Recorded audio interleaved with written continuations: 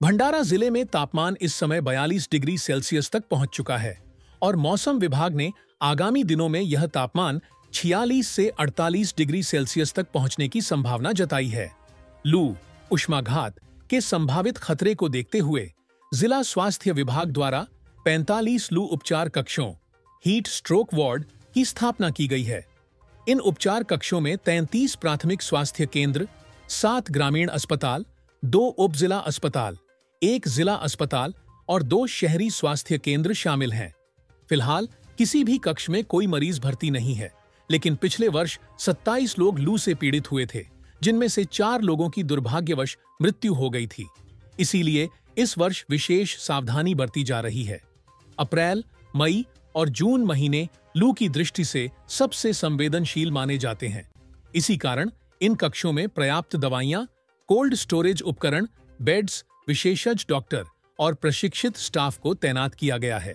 जिले भर के सभी मेडिकल अधिकारियों को विशेष प्रशिक्षण भी दिया गया है, ताकि किसी भी आपात स्थिति में त्वरित और प्रभावी इलाज संभव हो सके। भंडारा जिल्ह्यामध्ये सिव्हिल सर्जन साइडला आणि DHO साइडला असे दोन्ही मिळून टोटल 45 कक्षा आहेत।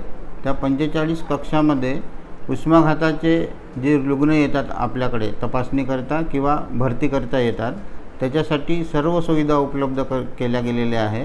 त्यांचा बॉडी टेम्परेचर वाढलेला असेल, त्यांना झटके आले असतील, त्यांच्या शरीरामधून नाकातोंडातून रक्त वाहत असेल आणि ते गंभीर परिस्थितीमध्ये कोणत्याही सेंटरमध्ये गेले तरी त्यांचा बॉडी टेम्परेचर कमी करून आणि गाईडलाईननुसार जी काही ट्रीटमेंट आहे ती आम्ही ट्रीटमेंट करून त्यांना कोल्ड रूममध्ये ठेवतो। असे टोटल दोन्ही विभाग मिळून आरोग्य विभागामध्ये टोटल 45 कक्ष उभारण्यात आलेले आहे आणि त्या 45 कक्षामध्ये जो आवश्यक मनुष्यबळ आहे तो आवश्यक मनुष्यबळ आणि आवश्यक साधनसामुग्री ही सर्व तिथे ठेवलेली आहे।